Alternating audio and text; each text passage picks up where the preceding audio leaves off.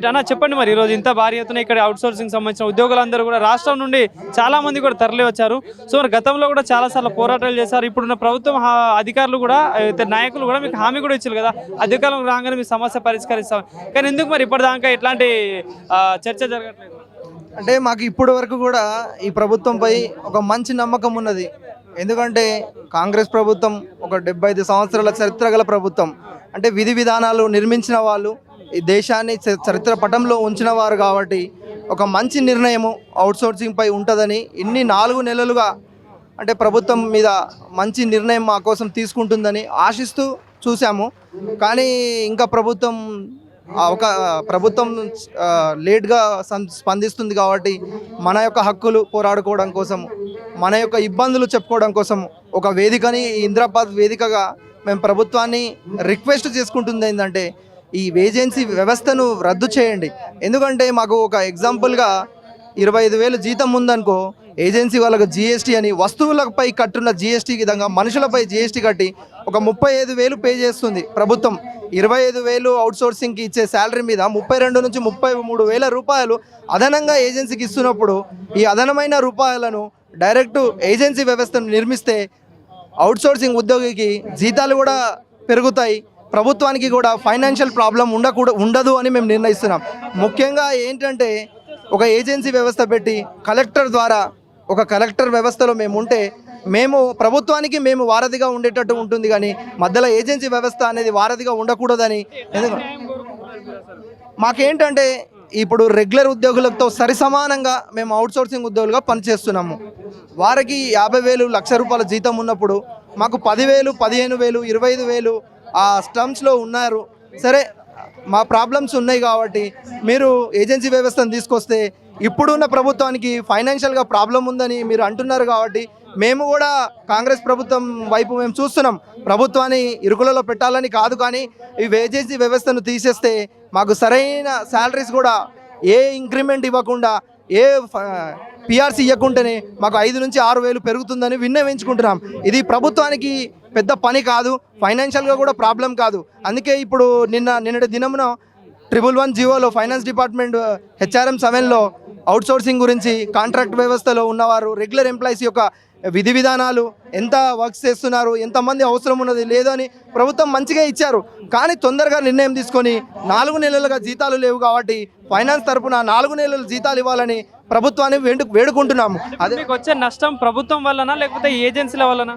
మాకు ప్రభుత్వం కంటే ఏజెన్సీ ద్వారా మాకు చాలా నష్టం జరుగుతుంది. అంటే ప్రభుత్వము టైంకి జీతం వేస్తున్నప్పటికీ కూడా ఏజెన్సీ ద్వారా లేటుగా జీతాలు అందడము, ఈఎస్ఐ ఈపీఎఫ్ అందకపోవడము, వారిని మేము రిక్వెస్ట్ చేసుకోవడం జరుగుతుంది. ప్రభుత్వం వారికి సరైన టైంకి డబ్బులు ఇచ్చినప్పటికీ ఏజెన్సీ ద్వారా డబ్బులు రావట్లేవు.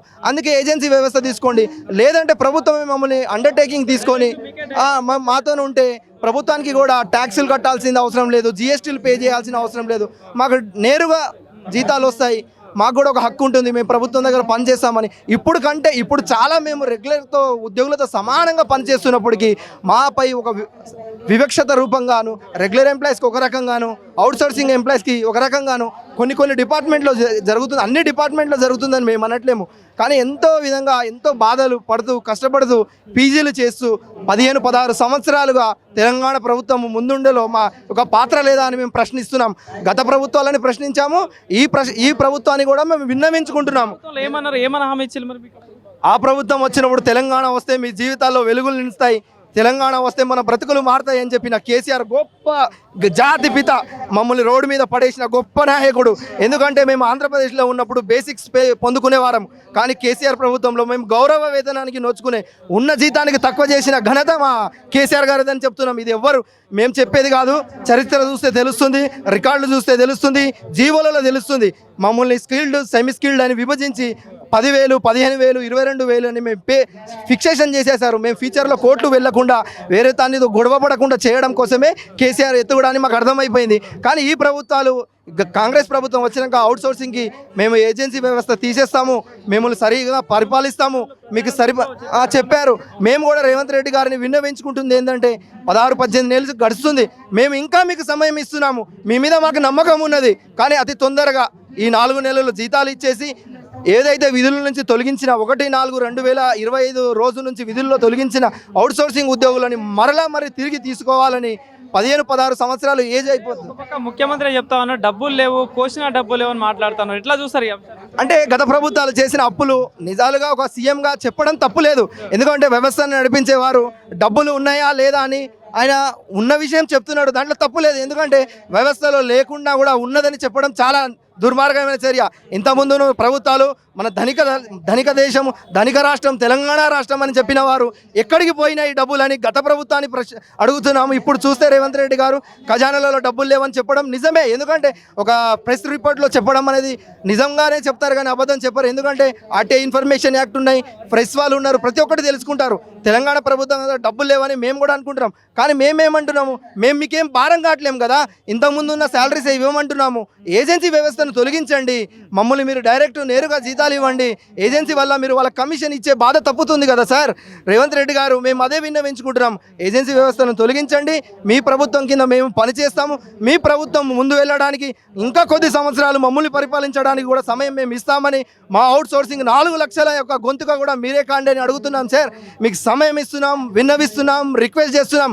ఇంతకన్నా ఏం చేస్తాం సార్? పని చేసి మేము జీతం తీసుకోవడం కూడా మేము వెట్టి చాకరీ చేసినట్టు కొందరు అడ్డ మీద కూలీలు అవుట్సోర్సింగ్ అని చెప్పి న్యూస్ రిపోర్ట్లలో పెద్ద పెద్ద హెడ్లైన్స్తో వస్తున్నాం సార్. అడ్డ మీద కూలీ అయినా కానీ సాయంత్రం గడ్డపార పడేసి 5,000 రూపాయలకు పని పూనుకుంటే సాయంత్రం 1000 రూపాయలు ఇచ్చేస్తారు. మేము 30 రోజులు పని చేసి కూడా జీతం కోసం ఎదురు చూడాల్సిన పరిస్థితి వస్తుంది సార్. మీ వరకు ఈ ఇన్ఫర్మేషన్ ఉందో లేదో అని మేము విన్నవించుకుంటున్నాం. అందుకే మా 4 లక్షల మంది శాంతియుతంగా ఇందిరా పార్క్ వేదిక చేసుకొని మా యొక్క ఇబ్బందులను మీకు విన్నవించుకుంటున్నాం సార్. మాకు ఇంక్రిమెంట్ ఇవ్వాలా, ప్రతి సంవత్సరము ఒక 500-1000 రూపాయలు పెంచాలని మేము రిక్వెస్ట్ చేస్తున్నాం, డిమాండ్ కూడా చేస్తున్నాం. ఎందుకంటే మా యొక్క శ్రమని దోపిడీ చేస్తున్నారు. మాకు 40 సంవత్సరాలు వచ్చేసాయి. తెలంగాణ ఉద్యమంలో నోటిఫికేషన్ లేక మా జీవితాలు 10 సంవత్సరాలు వెనుకబడిపోయినాయి. ఈ ప్రభుత్వం వచ్చిన నోటిఫికేషన్లు వస్తాయి, ఉద్యోగాలు రాస్తామని ఎదురు చూస్తూ నోటిఫికేషన్ కూడా 60,000 ఉద్యోగాలు నింపారు. మేము అప్రిషియేట్ చేస్తున్నాం సార్, మిమ్మల్ని గొప్పగానే అనుకుంటున్నాం. వచ్చే 22,000 నోటిఫికేషన్స్ కాదు, ఇంకా 1,00,000 నోటిఫికేషన్స్ ఇవ్వండి అని విన్నవించుకుంటున్నాం.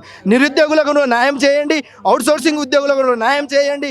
ముఖ్యంగా అవుట్సోర్సింగ్ ఉద్యోగులకు 30%, 20% వెయిటేజ్ ఇస్తే మాకు ఏజ్ ఉన్న వాళ్ళు ఎగ్జామ్ రాసి మేము రెగ్యులర్ ఎంప్లాయీస్ కూడా అవుతాం సార్. ఇది ముఖ్యంగా పరిశీలించాల్సిన విషయము. ఎందుకంటే అవుట్సోర్సింగ్ అంటే చదువు రాదు అని కొంతమంది చెప్తున్నారు. మేము చదువు రాని వాళ్ళమైతే మా దగ్గర టాలెంట్ లేకపోతే 17 సంవత్సరాలుగా గత ప్రభుత్వాలను మేము పనిచేస్తూ ముందు తీసుకెళ్ళాం కదా సార్. ఇప్పుడు కూడా మమ్మల్ని ఇంకా ఈ రోజు కూడా ఎగ్జామ్ పెడతాం, టెస్టులు చేస్తాం, వీరు అన్ఫిట్ అని చెప్తున్న ప్రభుత్వ కొంతమంది ఆఫీసర్స్ వారికి కూడా మీరు ఏ యాక్షన్ తీసుకుంటారో మీ విఘ్నతకే వదిలివేస్తున్నాం సార్. మా యొక్క ఇబ్బందులను మీరు ఆలోచించాలి సార్. మా తెలంగాణ ప్రభుత్వంలో కూడా మేము తెలంగాణలో పుట్టి కూడా ఇంకా ఇబ్బందులు గుండా ధనిక రాష్ట్రం చెప్పిన గొప్ప గొప్ప మాటలు ఎక్కడ పోయాయి సార్? ఉద్యోగాలు లేక బాధపడుతూ ర్యాపిడోలు, ఓలాలు, జొమాటోలు నడుపుకొని జీవితాలు పోషించుకున్న మా అవుట్సోర్సింగ్ ఉద్యోగాలు జీతాలు రాక సాయంత్రం పూట పని చేసుకుంటూ పొద్దున 10:30 నుంచి 5 గంటలకు కూడా మా విధి నిర్వహణలో ఏ లోపం లేకుండా పని చేస్తున్నప్పటికీ కూడా ప్రభుత్వాలు మమ్మల్ని గుర్తించాలని ఆశిస్తూ ముగిస్తున్నాను.